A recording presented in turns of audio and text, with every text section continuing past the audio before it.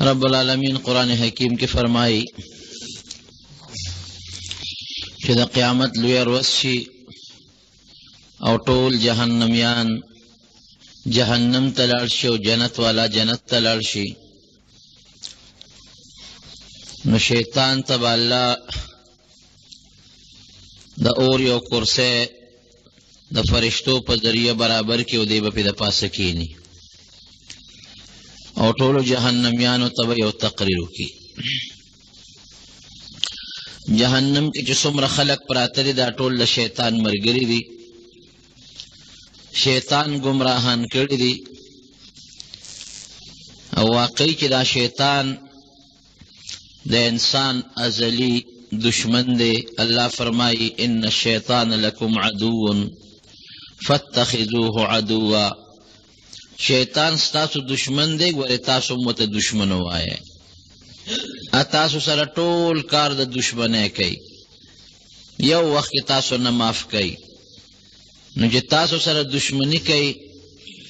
او ټول سازشونه او سکیمونه د دشمنۍ درته جوړوي، نو تاسو ورسره ولې دوستي کوئ؟ تاسو هم دشمن وګڼئ. حضرت آدم علیہ السلام چې کله رب العالمین پیدا کړ، نو قرآن حکیم کې الله فرمائی وَإِذْ قُلْنَا لِلْمَلَائِكَةِ اسْجُدُوا لِآدَمَ فَسَجَدُوا إِلَّا إِبْلِيسَ، دا ابلیس هم فرشتو سره بره اوسېده، نو الله ذوالجلال د فرشتو دې ډلې ته دا وفرمایل چې تاسو د آدم علیہ السلام طرف ته سجده وکئ. دې پکې ناستو دا الله حکم فرشتو تم شو دتم شو، څومره فرشتې چې وې ټولو سجده وکړه او د سجده ونه کړه. فرشتو چې سر اوچت کوي قتل، نو دا بدبخته ناستو د خو سجده نه وه کړې، نو هغې یو دویمه سجده د الله ذوالجلال د پاره د شکریې وکړه. شکر دی الله دا یوه سجده خو تا حکم وکړه مونږه وکړه، او دا بله سجده م په دې شکریه کې کوو پروردګاره چې شیطان خبیث ونه کړه او تا مونږ له توفیق راکړه مونږ وکړه، نو شکر دی چې مونږ د هغه ملګري نه شو، ستا د حکم تابعداري مو وکړه. دې وجې نه په هر رکعت کې انسان دو سجدې م کوي. دنه الله تپوس کوي چې تا ولې سجده ونه کړله؟ ما درته حکم وکړه اذ امرتک، قرآن حکیم کې الله فرمایي ما درته حکم وکړه، نو تا زما د حکم نافرماني ولې وکړه؟ سجده دې ولې ونه کړه؟ نو دله پکار ده چې د عذر پیش کړی وي، بانې کړی وي، دروغ یې ویلې وي، بلکې توبه ایستې وي. د دروغو چل خو هم ورته د دروغو بانې هم کولی شوه، لکه بعضې خلک په دنیا کې هم د دروغو بانه کوي. اگر چې الله نه څوک په دروغه نشي خلاصېدی او نه د رب العالمین نه څوک په بانه خلاصېدي، چې الله باندې د چا بانې پټې نه دي، الله ته شیخ ښکاره دی. یو شیطاني چال به چلولو او یا به ویلو چې الله بس معافي غواړم، غلطی رانه وشوه. نه، رب العالمین ته مخامخ وی خلقتنی من نار وخلقته من طین، الله زه خو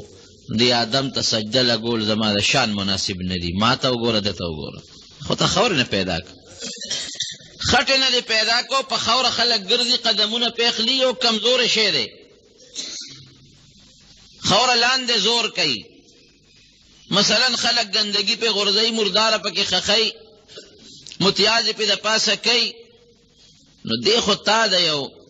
کمزوری سیز نه او بیکاره سیز نه جوړ که، او الله خلقتنی من نار، اندرې د اور د شغلې نه جوړ کړیم. څومره خشته رڼا کوي اور،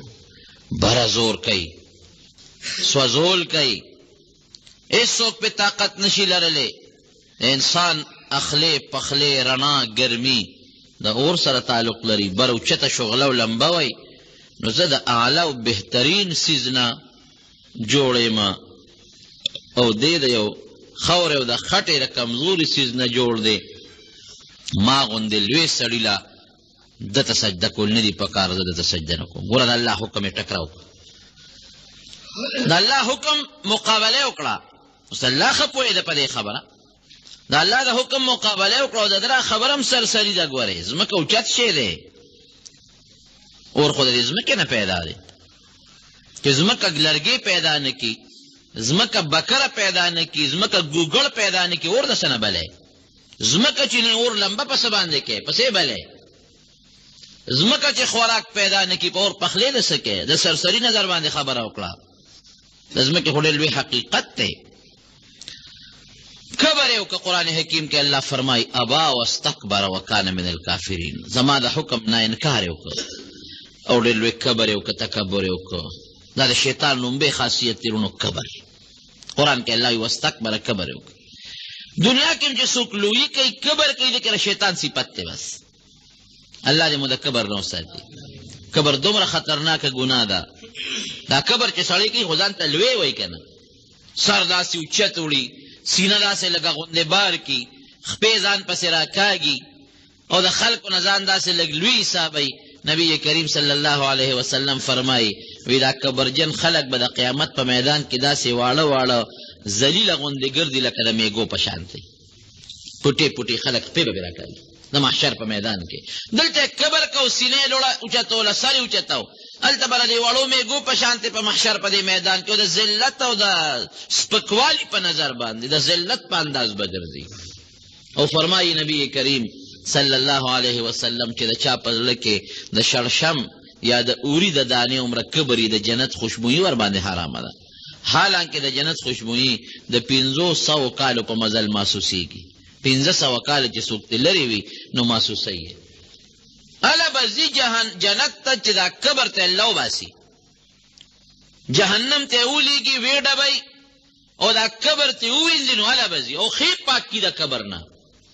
لږه سزا هم نه ده چې په جهنم کې ښه وسوځئ. زمونږ دا خلک چې جامې خیرنې شي نو بیا خیرنې جامې څوک نه اغوندي، پاکۍ یې. نو چې پاکۍ یې نو هغه اوس خو خلک په دې مشینونو کې انځي او مخکې به یې ورته خوټکواڼې وې چې مونږ ماشومانو لاندې ټیم کې به صابون والا اوبه ګرمې کړې، پکې به صابون ټوټې ټوټې وروغورځاو، اوبه به یې واچولې او پکې به یې جامې واچولې، اور به ورته بلېده او په هغه لرګي به هغه جامې په هغه ټیم کې لړلې. نو بیا چې به هغه جامې د ټیم نه راوویستې نو صوباړې به یې ورته ونیوه. اوس خو د صوباړې دور نشته، صوباړې به یې ورته ونیوه نو په هغې به هغه جامې ډبولې ډبولې ډبولې او زمونږ دا طالبان په خپو او په لاسونو یې ډبوي. نو چې ښې وډبوي او ښې په خوټ کېدل اوبو کې جوش ورکړي او نچوڼې کړي د هغې نه پسې بیا اغوندي. دقه رنګې دا ګناهګار خلک د دې نه به د اخرې او دا ګن د جهنم په دې کنده کې پر صوباړو باندې او په ډبولو باندې او په خوټکولو ختموي. نو چې دی پاک شي نو هله به جنت ته ځي.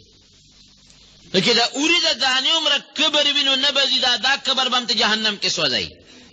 چې د دې اوري د دانې او د شړشم د دانې برابر دا پوټې کبر دام ته وسوځي نو هله به جنت ته بیا ځي. او دا ولې رونو په کبر ولې الله خفه کېږي؟ ځکه دا د الله صفت دی. نو چې زما یو شي ورته ما سره ما نه هغه غواړې، ما نه په زور غواړې، نو زه به سره خامخا جګړه کوم. الکبریا او ردای حدیث قدسی د نبی علیہ السلام فرمایي چې الله وایي چې فرمایي چې لوی زما جامه ده او چې څوک زما په جامه کې ما سره جګړه کوي نو ذلیل کوم به یې ګورې پرېږدم به نه. نو شیطان نو بې صفت کبر دی. الله دې ته وساتي. وی د شیطان یو ځل چا تپوس وکړو، یو نصیحت خو راته وکړو چې د پښتو کې پښتون نیک سړی یا بزرګ سړي به دې تپوس کړی، اسیم د عبرت خبره ده. نو ده ورته په جواب کې وی چې داسې مه وایه چې زه یم، زه لفظ به نه وی، زه لکه مونږ وایو که نه زه داسې زه داسې، داسې مه وایه چې زه یم. دا خو کبر دی. که داسې دی ووایي چې زه یم نو داسې به شي لکه چې زه یم. ګورې که داسې دی ووایي چې زه یم نو داسې به شي لکه چې زه یم. او دا چیلی چې دا وی دا چیلی می می کوي می می کوي، می معنا هم زه که نه می کوي. نو چې می وکړي نو سار چې ګورې د قصاب په تخ باندې هغه سر لاندې او خپې پرې راپاسې کړسې تېستې. کبر خطرناک شی دی. لومبې د کبر وکړه. او دویم څه چلی وکړه دا شیطان صفت، بیا په هغې هم صبر نه شو، غټ کبر کوي. رب العالمین ورته بیا وایي چې پرېږدم دې نه، ذلیله مې کړې، ځه رخصه خوار شي، د دې اسمانونو نه کوزېږه، ځه. ما خبره دې ونه منله. نو دې څه وایي ګور الله ته مخامخ شو ورنیغ شو وی د دې آدم د برکت نه خو تا زه ذلیله کړمه خو زما دې ستا په ذات قسم یوسه الله ته قسمونه خورې دومره شیطان خواصین دی خو دومره رزیل الله ته مخامخه وی زما دې ستا په ذات قسم یې چې د اولاد خو ما نه یو بم جنت ته نه ځي د مخې نه او د شا نه او د ښي طرف نه او د ګس طرف نه او د بره نه د لاندې د هر طرف نه به په حملې کوم که یو څو نیکان بندګان دې رانه بچي خو باقي ټول به ځان سره د جهنم دې کندې ته بوځم الله مو ته قسم خورې وی تم قسم خورې او زم په ذات قسم خورم چې که ته ډېر هم خراب او خطا کې نو چې ما ته سر ښکته که نو زه به هغه ستا هغه ټول چې ګناهونه دې پې څومره کړي دي هغه په اوبه به ورله ووینځم ته تم تکړه شه ما ته قسمونه خورې را ذلیله یې کړه را ویې پابندي نه ولګولې چې ته به جنت کې نه اوسې خو بس په مخه کله که زه یم لکه د جومات نه وده نو سړی خو بیا هم راځي آدم علیه السلام جنت کې اوسېده د اوس دویم شیطانت ته یې ګوره وسوسه یې ورته ور واچولله ته حضرت حوا رضی الله عنها باندې آدم علیه السلام پیغمبر دی په هغه خو یې وس نه رسي حضرت حوا رضی الله عنها علیه السلام جنت دروازې له راغلې وه دې ورغې وی الله خو جنت کې اوسئ تاسو هغه خو یې نه پېژنې او بالکل الله فضل دی څه نه یې منې کړی وی یو بوټي دی هغې نه یې منې کړي دي له به ګوتې نه وړی ورته وایي دغه بوټي له ګوتې یوسې چل په دې بوټي کې دی ګورې که دا بوټي له ګوتې یو نړی او دا ونه خوړه نو دنیا ته هم کوځئ اسمانونو نه لاندې یو ځای دی هلته هم کوځئ او که د دې بوټي نه هم خوراک وکړو دې بوټي کې دا کمال دی چې همیشه و په جنت کې او ورته وایي نه نه داسې چېرته که موږ خپل الله منې کړي یو دی ورته قسم خوري زما د قسم په خدای وي په دغه الله چې درته ګورې رښتیا وایم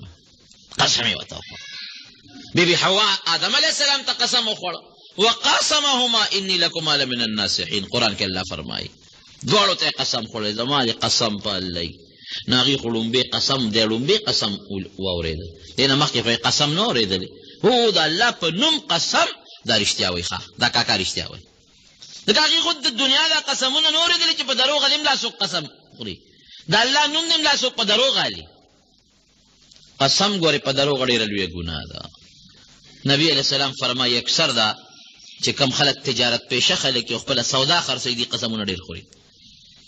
هلکه دا غنم ما په 100 روپۍ من اغشتې دي اغشتې به یې پاتې مثلا دا پټې ما په 1000 روپۍ اغشتې دي اغشتې به مثلا پاته سوی دا کپړه او دا مثلا دا څاروي ما په دې اغشتې دی اغشتې به یې د هغې نه په کمی په دروغه به قسم خوري نبي علیه السلام اوس فرمایي مولا زه ځاله نه یم د نبي علیه السلام مبارک وینا ده وی ټیک ده چې قسم به ستا سودا خرڅه کړي او دا قسم به ستا سودا ګران هم خرڅه کړي خو د سودا د دې پیسو چې کم برکت دی هغه به دې ختم شي د 100 روپو شی به په 1.5 خرڅ کړي ممکن ده که دغه 100 روپۍ ستا جیب له راغلی وی به د امانت وي هغې به ډېر لوی برکت و او دا 1.5 چې کور ته راځي یا به دې بچې را جوړوي یا به دې په ښځه څه چل شوي یا به درته بل مصیبت جوړي هغه 50 څه کې هغه 100 به نورې مو سره لاړې شي برکت به نه که نه سوړې به ورته الله جوړې کړي په ډېرو سوړو به ختمې شي وا به لوځي نو نبی علیه السلام فرمایي چې قسمونه به سودا خرڅه کړي ګرانه به یې خرڅه کړي خو د پیسې چې کم برکت دی به پکې ګورې نه قسم ډېره لویه ګناه ده او یمین غموس چې دا قسم چې دا مې په دې غشتې ده او نه دې غشتې دا ګناه کبیره ده ګورې نبی علیه السلام مبارک دا غټ غټ ګناهونه شمېرلي وي پکې دا وشمېره دا ګناه کبیره ده او دا دومره سخته ګناه ده لکه چې تا د جهنم په اور کې غوټه والي سخته ګناه ده نو به هر کیف خبره مې دې پورې کوله چې قسم یې وخوړه د دویم صفت په دروغه آدم علیه السلام او حضرت حوا علیه السلام هغې وی چې دا قسم دو خوړه نو په دروغ څوک د الله نوم نه اخلي نو قرآن کې الله فرمایي فنسي ولم نجد له عظما چې دوی سین قسم وخوړ نو د آدم علیه السلام نه هغه د خدای حکم هیر شو بلکل چې د خو الله منې کړی یم هیر شو دخل الله نوم یې ورته واغېست هته هیر شو چې ته هیر شو نو بس فورا یې بیا هغه بوټي له ګوتې یوړه او جیبې له یې بوټي یوړه او د جنت جامې ته کوزې شوې ما تاسو نه وې منې کړی الم انهکما ان تلکما الشجره دې ونې نه مې نه وې منې کړی ولې موږ ګوتې یوړې الله دا یو کاکا خو موږ د ستا نوم واغېست که نه قسم نو ستا نوم نه موږ سهار سره نه هیر شو فنسیه هیر شو الله وایي ولم نجد له عظما څه پخته اراده نه وه هیره شوه خبره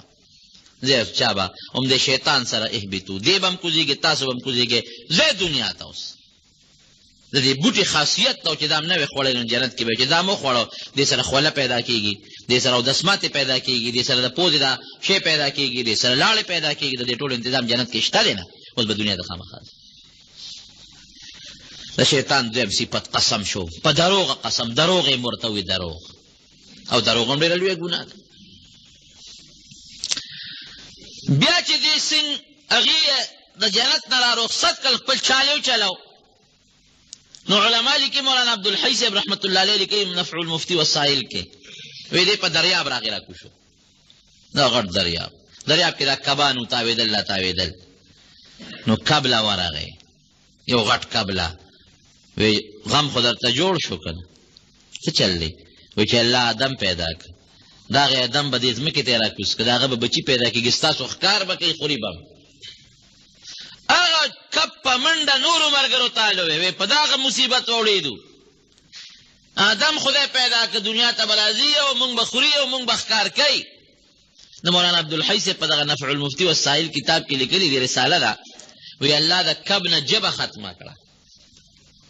چې لومبې شیطانت خو هغه وکړو، دویم ورپسې تا وکړه چې ملګري له دې په منډه سوال جواب یې وړو،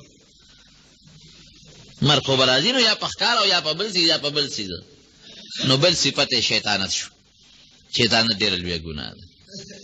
او دا په مونږ کې لوی رواج دی، ګورئ، یو ته یو څه او بل ته بل څه، او دا دونه خطرناکه ګناه ده. نبی علیہ السلام فرمایي من کان ذا وجهین فی الدنیا کان له یوم القیامة لسان من نار، څوک چې په دنیا کې دو پړی کوي، یأتی هؤلاء بوجه، دې سړي ته په یو مخ راځي او دې بل ته بوجه په بل مخ راځي، یو ته یو سوی بل ته بل سوی. د قیامت پر ورځ به د شیطان په دې خوله کې د اور ژبه تاویږي را تاویږي، خوله کې به یې اور اینولي به، دا ډېره خطرناکه ګناه. او چې د چا په شیطانت مړی شو، دا به نه وایي چې او ډس خو هغه پلانکي کړی دی، قاتل خو هغه دی، نه، چې د چا په شیطانت دا مړی شوی دی، هغې قاتل چې څومره ګناه د قتل شوی دی دومره د دې شیطان هم ورسره ده. ګورئ شیطان کم ځای پاتې کېږي، ګناه به خامخا ورکوي، سزا به الله ورکوي. ورپسې بله خطرناکه ګناه چې آدم علیه السلام کله په دنیا کې ژوند تېر کړ، نو قابیل او حابیل بچي پیدا شو، قابیل یې ولمسو په مخ د ځمکه، اوس دې نه خطرناکه ګناه بله نشته، ویې لمسه ورور یې پرې مړ کړ. لومبې قتل چې قابیل وکړ او خپل ورور یې مړ کړ حابیل، دا هم د دې شیطان په چال باندې، د ابلیس په چال باندې. ګوره د زندګي او د ژوند ټوله د ګناه ده، منصوبې دا ده. او الله ته یو درخواست خو کړی و که نه، وی الله خو ذلیله خو دې کړمه، خو یو سوال د نه کوم، دا خو مې قبول کړ. امام غزالی رحمت الله علیه لیکلی دي منهاج العابدین کې چې 80,000 کاله د الله عبادت کړی دی. ګورئ مونږ 15 ورځې عبادت وکړو په رمضان کې، چې 2 شپې روڼې کړو، بس بیا یادو چې مونږ خو بله عبادت وکړو، یو 15 روژې ونیسو وایو بس مونږ خو زبرګان د زمانې یو. 80,000 سال 80,000 کاله عبادت په اوبو باندې لو شو. الله زه خو تبا کړمه د دې آدم د برکته، عبادت خو مې لو شو، خو یو سوال درته کوم راله قبول کا، الله ماله ژوند راکا، عمر راله ډېر راکا، او تر د قیامت تر ورځې پورې الی یوم یبعثون، قیامت تر ورځې پورې راله ژوند راکا، چې خلک د قبر نه پاسي هغې ورځې پورې. نو زمونږ د علما لیکي دلته خپل چالو چلو چې د قیامت د ورځې پورې ژوند شي، د مرګ نه به بچ شو. نو چې مرګ نه بچ شي، نو دوزخ له خوا له سړي دي چې اول په اوالات راشي، دا قبر خو حوالات دی، د مرګه چې بچ شمه بس قصه خلاصه شوه، که جنت نی خو دوزخ نه خو به بچ شم که نه. رب العالمین خو هېڅ شی پې پټ نه دی. وی الی وقت اليوم المعلوم. عمر در کوم دا سوال دی قبلوم، خو د قیامت د هغه لویې ورځې پورې چې خلکو نه سو باسمه او دنیا روانېږي، نو هغې پورې به دله ژوند درکړم، زه دونه به دی ومنم، خو مرګ نه نشي بچ کېدی، مرګ به در باندې راځي. لګیا دی صاحب اوس په دې مونږ کې دا غوبل یې جوړ کړی دی، رور پرور، گاونډي په گاونډي، دوست دوست سره، ښځه خاوند سره، خاوند ښځې سره، بونځ کې حدیث پاک کې راځي که نه، نبی علیہ السلام فرمایي چې یو تخت لګېدلی دی په دریاب د پاسه، څومره شیطانان چې دروازې لګیا دي او دا شیطانتونه کوي، نو هلته غونډېږي دی مشر بابا له، هغې ته هل وایي دا چل مې وکړه دا چل مې وکړه، یو تپوس کوي. نبی علیہ السلام فرمایي څه دې وکړل؟ فلانکي سړي باندې مونځ دې قضا که پرېږدې ښه ورته ویې نه، سړی ډېر تکړه و، مونځ خو یې رانه وکړه، ما خو ډېر کوشش وکړو. وی ښه وخت نه دې پرې وروستو کړه؟ وی ډېر تکړه، وخت نه مې پرې وروستو نه کړه.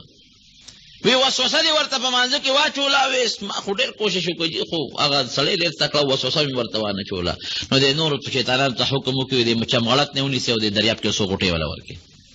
د نن کار نه دی کړی خپل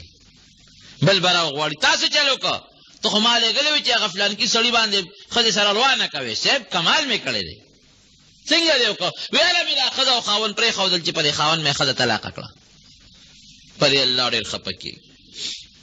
طلاقه مې کړه پې هله مې پرېښودل وی کمال دې کړی دی نبي علیه السلام فرمایي ځان ته بیا را تر غاړه باسي فیلتزمه یعانق ځان ته بیا را تر غاړه باسي او پرې تندي بیا ښکل کړي نعمه انت ته د ما ډېر ښه بچی یې که نه ډېر ښه بچی مې یې انعام به وله ورکېدله روزانه دا شیطانان دا بچي ورته غونډېږي هلته کې د دې په دریاب د پاسه تخ لګېدلی دی او هغه خپل پروګرام ورته اوري داسې مې وکړل څه وایي دونه مې خلک په خلکو مړه کړل دومره مې خلکو له خلکو سره روانې جوړې کړې دومره په کورونو کې دننه اختلافات جوړ کړل د یو پروګرام روان دی چلېږي په دنیا کې خو هم در پسې لګېدلی دی خورونو یو څیز نه ګورې ځان وساتئ نه مرګ وخت کې چې سړی کم وخت کې پروت دی دغه وخت کې دی ډېر زبردست سکیمونه سړي ته اچوي قسم قسم به راته اچوي کله به راته وایي خدای نشته کله به راته وایي پیغمبر نشته کله به وایي د اسلام غلط دی کله به څه راته وایي کله به راته څه وایي امام راضي رحمت الله علیه کوم چې یو ډېر لوی عالم تېر شوی دی عظیم او یو کتاب یې لیکلی دی ځان نه مستقل چې د رب العالمین په وجود باندې هغه 360 دلایل لیکلی دي الله موجود دی ولې دی دلیل الله موجود دی شته دی دی دلیل شیخ نجم الدین رحمت الله علیه سره د یو ځل ملګرتیا او صحبت پاتې شوی نو یو ځل هغه شیخ نجم الدین رحمت الله علیه لګیا دی او دس کوي خپل شاګرد ورته لوټې نه وباچي کمزورې دی بوډا دی اوس دا لاسونه انځي هغه پې لوټه تشی شاګرد یې لاړ بله لوټه یې راوړه هغه یې پې تشه کړه بله یې راوړه هغه یې تشه کړه او شاګرد لګیا دی او دې په دې لاس وباچوي او سوچ کې تللی دی اخره کې له یو چونګ اوبه راواخېست داسې وویشتې ورته وایه که نه چې بې دلیله خدای منم داسې ووایه او بیا شاګرد ته اوبه راواچوه او داسې وکړه شاګرد ته تپوس وکړو صاحب دا مونږ خو څه پوه نه شو دا خبره دې چا سره وکړې او نن خو دې دومره سوچ کې تللی وي چې په بلا لوټې مې په یو لاس درله تشې کړې حالانکې یو دس کې اسراف به نه کې وی الله تعالی ما ته امام راضي را مخامخ کړ خو ډېر لرې د میاشتو په مزل دا کشف ورته وایي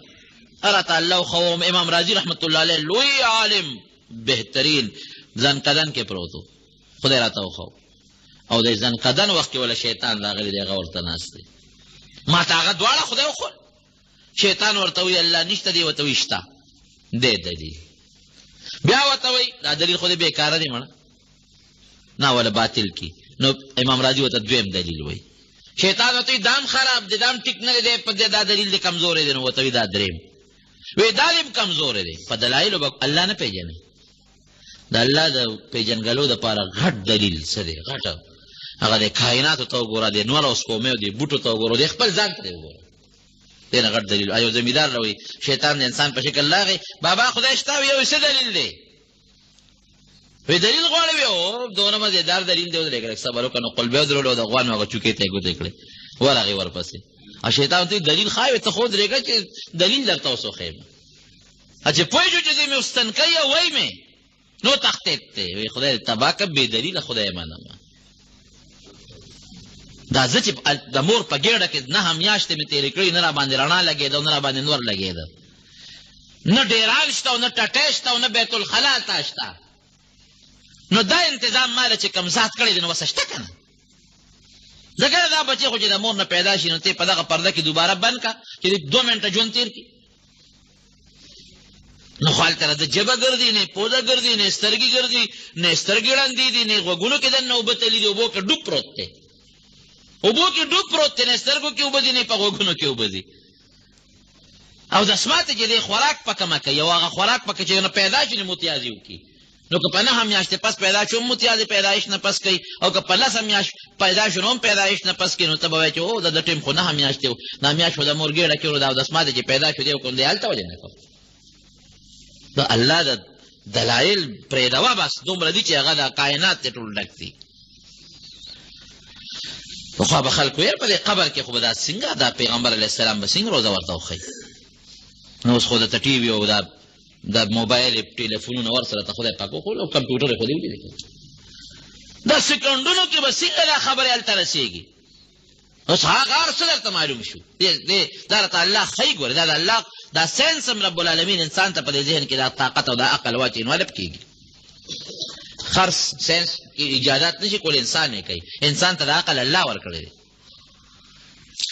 بهر کیف وی چې دی ورته دا دلیل دی بېکاره. وی ښه دا بل وی دا هم ټیک نه دی. وی ښه دا بل دلیل وی دا هم ټیک نه دی. وی 360 دلایل یې ولا ټول برباد کړل. وی زه ورته نیغ ګورم چې خدایه اوس به امام راضي تکړه شي. وی ما چې بس کله آخري دلیل دی کله یې مولا تباه کړ نو دا امام راضي خو به بې ایمانه له دنیا نه لاړ شي. یو چونګ اوبه مې راواغېستې ور ومې ویشتې. وی رب العالمین زما هغه چونګ د هغه سینې ته ور ورسولی. او ته مې وی چې نیکبخته ورته وایه چې بې دلیل الله منم. وی بې دلیل الله منم دلایل دې پرېږده. نو شیطان ته پنجې وویستلی او سا یې ورکړله. د دغې وخت کې هم درته ګورې راځي ځنکدن وخت کې به راته کښېني. کله به راته یو عقیده را مخکې کوي، کله به راته بل عقیده مخکې کوي، کله بل عقیده. یاد وساتئ په رب العالمین خپل اعتقاد او خپل یقین ګورې محکم وساتئ. مکمل دا خپل یقین وساته چې خالق د کائناتو مالک رازق بیماری پیدا کوونکی لرکوونکی ژوند مرګ بچي ورکول دا ټول ګورې بغیر د الله نه بل څوک نشي کولی. دا عقیده مضبوطه کوي. نه به شیطان له وخت کې راځي به درته وایي دا یو کار خو پکې الله هم کوي دا بل خو ورسره پلان کې هم کوي. دا یو کار خو دې هم کوي دا بل خو پلان کې هم کوي. تزلزل عقیده به دې وجړقوي ته به برباد به دې کړي. ګورئ مالک د خیر او د شر د فایدې او د ضرر څوک تېرونو یو الله دی. دا ذهن کې واچوئ. دا عقیده په الله وساته چې رازق زما الله دی بل څوک نه دی. او قسم قسم چالونه جوړئ په دنیا کې. بدر کې راغې ودرېد د انسان په شکل کې راځي. ابو جهل ته وایي چې د یو لوی قوم د مشر په شکل راغی. وایي زما قوم را روان دی او 2000 لښکر دی ورسره 2000 د یو لوی ملک د یو قوم د مشر په شکل راغلی و تکړه شه. ابو جهل هم خپلو ملګرو له خوشخبري ورکړه چې دا سړی راغلی دا بابا د پلانکي قوم مشر د قوم د 2000 سره را روان دی تکړه شی وته. هلته کې جبریل علیه السلام نازل شو بدر کې. نو ته خو پېژندې چې دا جبریل علیه السلام دی چې هغه نازل شو. قرآن حکیم کې الله فرمایي ابو جهل نه لاس وویسته. ده ته یې لاس نیولی و دواړه روانو دغه لاسونو یې ټال ورکاو په میدان کې جنګ کې ګرځېدل. خو چې ویلې ده چې جبریل علیه السلام خو راغلی دی او 1000 کسان فرشتو سره راغلی دی. ابو جهل نه لاس راښکه څه کوې کاکا وایي بس زه اوس برا مې وستی اوس ورته پته ولګي. زه خو پوه شوم که راغله زه اوس نه تښتېدی شي او نه کامیابېدی شي. لاس یې ته غلې غوندې راښکه شیطان وتښتېد. دومره خبیث دی. کله به دله د ماسخوتن خوب په وخت درولي نو د ماسخوتن مونځ به در باندې پاتې کي. ټالی به وایه خو مونځ پاتې شو. زه هلکه پېشمني به پاسو پېشمني به وکړو که نه پېشمني به څوک پاسېدی شي. کله به راته ټي وي خوب کي هغې ته به ناست نو 2 بجې به ودش کې ماسپښین وخت به راشي. زه ودرېږه یاره دا کار دا ګوټ خلاصومه دا یو دوبچره چې دا برابر کړمه نو بیا به کوم. ورېږه دې سړي دا سودا ورکوم نو د هغې نه پس به کوم. نو د مانځه وخت به شي زه مازدیګر سره به یې قضا وکړو. تا ته پته لګي چې د قضا خو دې وکړه خو ګناه سې څونه وګټله. مازدیګر بیا یاره دا کار به خلاص کړو د ماښام سره به یې قضا وکړو. ماښام بیا زه ماسخوتن به ټول مونځونه قضا وکړو. ماسخوتن خو بیا ټي وي مردار کور کې پروت دی هغې ته به څوک کښېني. زه مونځونه لاړل برباد شو. او د دې یو چال دی ګورې دې په سړي ګناه کوي د دې ګناه یو وجیبه اثر دی. د ګناه داسې مثال دی لکه لختې چې پاکې نه ګن پکې نښلي اخره کې هغه ګن دغه لختي پورې دومره کلک شي چې بیا په چوکا او په سیخ باندې ته یې ګن نوځي. دقه رنګې د ګناه مثال هم دی. یو ګناه در باندې کوي پړه دې تور داغ راځي بیا ګناه کوي بیا تور داغ راځي بیا ګناه راځي بیا تور داغ راځي. نو دا داغ لرکول اسان دي که الله دې یاد که مرګ دې را یاد که ځان ته ذکر دې وکړه نو دا داغ به لاړ شي سیقل به شي. او که دا داغ لا نړه نو کلا بل ران علی قلوبهم ما یکانو یکسبون ړه تک تور شي. بس بیا د شیطان اجت نشته. دی به بیا خپل ځای کې نور کار به کوي چې زړه تور شو د انسان بیا نیکۍ تړه نه کېږي روح بیا دی ګناه کوي. نو دې مختلف چالونه او حربې استعمالوي. یو سړی چې تا د دیوال سوري ته ناست و اودو غرمه د ټکنه غرمه او دی ورته ودرې ناګانه دا شیطان راغی پیسه و هلکه پاسه مړوي د خوب هلې اوس خوار شوي خوب نه دیوال دغې را پروزي ظالمه که دا دیوال د باندې را پرېوت مرې وی ښه وی ته نه ګورې دی ویښ دی غریب لاړه خواته چې لاړ دیوال را پرېوت زر دی راغی او دا شیطان خو د انسان په شکل دی د بوډا بابا په خپو ورته پرېوت یاره خدای دې خوشحاله کړه تا خو ما سره ډېر لوی احسان وکړ که دې پاسولې نو منو اوس به دا دیوال د باندې را پروت و په دې خوب کې به یې وجلې ومه ډېر ښه دې را سره وکړل ته څوک یې یاره تا خو ما سره ډېر ښه وکړل شیطان یم او شیطان ته ګوره او خیر ښېګړې ته ګوره ته شیطان نه ته خو چې ته د خدای نیک بندې څوک ولي څوک زبرګ انسان یې ما سره څونه وی شیطان یم که نه خدای والي وی نه شیطان څوک د مرګه بچ کوي وی ظالمه شهید کېدې اوس به ته م راته جنت کې تاوېدې را تاوېدې شهید کېدې که دیوال د باندې را پرېوتی و مې ودرېږه چې شهادت دا مرتبه خو د نصیب نه شي که نه دې نه مې وویستې ګوره قسم قسم چالونه وله ورځي په مختلفو طریقو دله را تاوېږي او چې کله مري بیا قیامت نه مخکې دا بچی یې پیدا کېږي ما د مولانا شمس الحق افغاني رحمت الله علیه نه اورېدلي و یو ځل بیا مې کتاب کې مولیدل خو هغې نه مې اورېدلي مې وي دا شیطان اګی اچوي ځان سره یې ترخ کې ګرځوي او چې کله هغې کې هغه بچې برابر شي نو ویې غورځوي نو بچې ترې وځي او په زرګونو بچي راوړي یو شیطان په زرګونو نو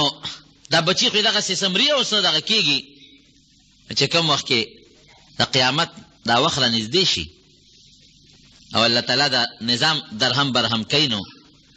ده پسې به اسرائیل علیه السلام ورشي ده نه به هم سا وباسي لکه بچو نه چې سا وباسي لږ غوندې مهلت به وله ورکړي د الله عرشي کې حکمت دې به ترې منډې وایي نو په بچ کېدو خو نه شي خو هغه منډه ترې وایي خو لا ټیم یو منټ نیم پاتې او سجدې به لګوي سجدې به لګوي یا الله توبه وباسم توبه وباسم یو ځای کې به دې سجده ولګوي نو اسرائیل علیه السلام به یې کلک راونیسي خوار شي پوه شوې چې کوم ځای یې سجده ولګوله وی نه دا کوم ځای دی وی د آدم علیه السلام قبر دی مخکې او توبه توبه توبه هغه سجدې نه به توبې وباسي او دغسې یو روایت کې راځي چې قیامت کې به دې سوځي سوځي په زرګونو کاله به دې وسوځي نو رب العالمین به یې راوباسي او آدم علیه السلام به ورته جنت نه راوباسي زه یو کار وکړه که نه اوس الله ته پته ده چې دې دا کار نه کوي وی یو کار خو وکړه که نه وی اوس دې آدم علیه السلام ته سجده ولګوه اوس ته یم بخم دا د الله په علم کې ده چې دې دا کار نه کوي ځکه نه اوس سجده وکړه نو اوس ته بخم څومره به جهنم کې چغې به وي دومره روړې به وباسي چې جهنمیان به له ده چغو نه تنګي دومره چغې به وباسي وی دا اوس سجده ولګوه نو بخم دی وی دا چل نه کوم دا کار نه کوم دومره ضدي دی ښه دومره ضدي ځان دا ظلم ګوره د شیطان صفت دی نو چې کله دې جهنم ته الله دننه کي یو حدیث پاک کې راځي چې کوم وخت یو انسان پیدا شي ماشوم او دې کله ورو ورو بالغ کېږي نو یو شیطان ورسره ملګري شي قرین ورته وایي د ملګري یعنې پیوست ملګري او سره ملګري شي نه ورسره تر مرګه پورې نور شیطانان هم لګېدلي خو دغه یو ورسره تر مرګه پورې وي نو د قیامت پر ورځ چې دا کافر سړی الله جهنم ته غورځوي یا دا بدبخته ګناهګار چې الله جهنم ته غورځوي نو چې هغه کوم یې د جون ملګری شیطان و نو ابه ورسره په یو پړي وتړي په یو دغه به وتړي څه ورته وایي دا هتکړی باندې زنځیر به وتړي او دواړه به جهنم ته وغورځوي مولوي صاحب د خدای پاک وبخي چې دا حدیث یې مونږ ته وی نو هغه وی هغه سزا د انسان هغه عذاب په خپل ځای خو دا ډېر لوی شرم دی چې په یو زنځیر سړی د شیطان سره تړلی شي او جهنم ته غورځېږي دې ذلت نه دې الله محفوظ وساتي جهنم ته رب العالمین وغورځوي نو هلته به ورته د اور کرسۍ تیاره کړي نو دی به پرې ودرېږي او دا ټول جهنمیان به ورته مخامخ کښېنوي ځکه نه دې یارانو ته خو روز تقریر وکړه دا خو ستا د لاسه دې جهنم ته راغلي دي که ده نو دی به څه وایي وقال الشیطان لما قضي الامر ان الله وعدكم وعد الحق ووعدتكم فاخلفتكم یو وعده را سره الله کړی و یو سره ما کړی و الله خو دا وعده کړی چې مرګ شته جنت شته دوزخ شته عذاب شته خوشحالي شته دا څیزونه د الله وعده رښتونې وه بلکل چې څه ویلو بلکل رښتیا وه یو د سره ما وعده کړې وه چاته به مې وي خدای نشته چاته به مې وي دوه دي چاته به مې وي مرګ نشته چاته به مې وي جنت نشته چاته به مې وي دوزخ نشته فاخلفتکم ګورې ما ټولې وعدې در سره خرابې وکړلې ټولې غلطې ثابتې شوې وما كان لي عليكم من سلطان الا ان دعوتكم نو بیا د سترګو کې د جهنمیانو له لږې خاورې اچوي وی ما سره مټه خو نه وی راښکلې چې راباندې مې زناګانې کولې، ما سره مټه خو نه وی رانیولې چې بوت ته مې در باندې سجدې کولې. تاسو زه لیدې ما خو زه د زړه کې وسوسې اچولې، دا ګناه خو تاسو په خپله کوله. ما کم یو سړی د مټه نیولې دی او په زور مې بوت ته کېنولې چې شابه سجدې ورته کوه، کم یو سړی مې په زور رانیولې دی او ګناه ته به کېنولې چې شابه دا ګناه پې کوه.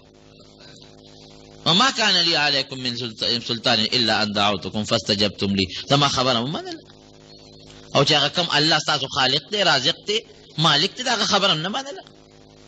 ما انا بمصرخکم وما انتم بمصرخیه. نه تاسو زما د چغو جواب کولی شئ او نه زه ستاسو د چغو جواب کولی شم. وخې چغې اوس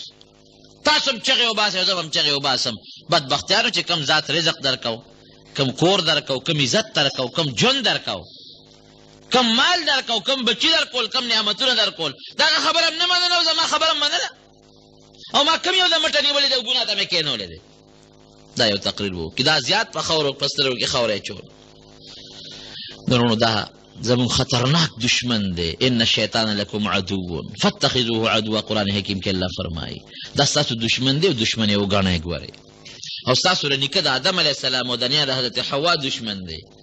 نو چې هر کله او د جنت نه د په وسوسه تاسو راوتئ، نو درې ظالم بدبخته د خپل دشمن وایي او اوس هم دشمن دی. یو سړی چې هله پړق ورکړي نو نه هېرېږي، وایي د والې ومه. یو سړی چې هته کنځل وکړي نو نه هېرېږي، وایي د ما ته پلانکي وخت کې د ما مور کنځلې وه، د ما ښځه یې کنځلې وه. نو دا بدبخته خو سړي باندې دا چې څومره ګناهونه او دا کنځل کېږي خو له ده په وجه کېږي. دا څومره چې سړی جهنم ته او د الله په غضب او په قهر اخته کېږي خو له ده په وجه کېږي که نه. نو ولې ده مونږ ومنو چې کوم حکمونه د الله او د الله رسول ویلي دي، که ته هغه حکمونو پابندي نه کوې، دا د شیطان تابعداري شوه. چې د کوم څیز نه الله او د الله رسول منع کړی او ته ترې منع نه شوې او کار دې وکړو، دا هم د شیطان تابعداري شوه. پروردګار رب العالمین موږ د شیطان د چالونو نو د هغه د وسوسو نه محفوظ وساتلي کړي. دعا وکړئ د جميع چې الله پاک راله حفاظت راکړي. یا الله شیطان د سکیمونو نه مو ساتي، الله را د چالونو نه مو ساتي. دو دشمنان دي، یو ته نفس اماره بالسوء، دا د انسان دننه د زړه دننه غل دی، او یو دا شیطان دی ابلیس، دا د بار غل دی. چې د کور غل او د بار غل یو ځای شي نو هله کنډر کېږي. که د کور غل نه د بار غل هم څه نشي کولی، او که د کور وي او د بار نه نو بیا هم کاته نیمګړي وي. نو د نفس خواهشاتو نفسانیه او د شیطان دغه نه د